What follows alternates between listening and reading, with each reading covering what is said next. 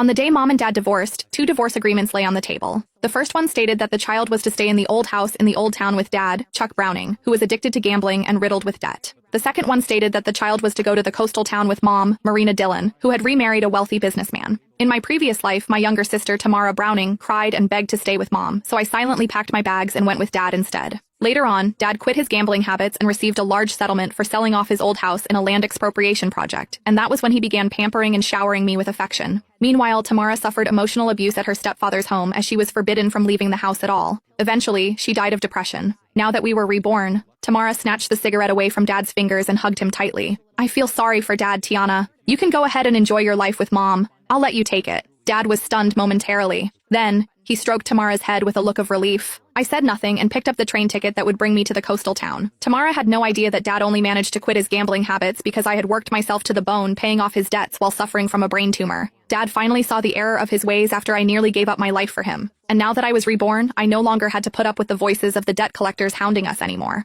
All I wanted was just a good night's sleep. I picked up my worn-out suitcase. Get out of here. Go look for your gold digger of a mother instead, Dad said, waving his hand dismissively at me like I was just an annoying fly. Tamara hid behind him and made a face at me. She mouthed, "Don't come begging me for money the next time you see me." I smiled and said nothing. Instead, I turned around and walked out into the rain, flinching at the cold. I could feel the chill seeping into my bones. It wouldn't make much of a difference wherever I went anyway. I just wanted someplace quiet to spend the last of my days, getting through everything. At least I no longer needed to hear the debt collectors hounding at the door or put up with the horrible stench of cigarettes anymore. Mom's black Mercedes was parked at the entrance to an alleyway. The car windows rolled down, revealing Mom's youthful, well-maintained face. She frowned as she stared at my drenched body, a look of disgust in her eyes. "How did you end up like this? Hurry up and get it, and make sure not to dirty the interior of the car." I opened the backseat door and was just about to enter when she said, "Throw that suitcase into the back." She pointed at my suitcase and said, "That's so filthy. I don't even know what germs it's covered in." I hesitated for a moment. However, I still did as she said and put the suitcase in the trunk of the car. When I finally got back inside the car, I did my best to stay in a corner and take up as little space as possible, not daring to touch the leather seats. The air conditioning in the car had been turned on, but I still felt very cold.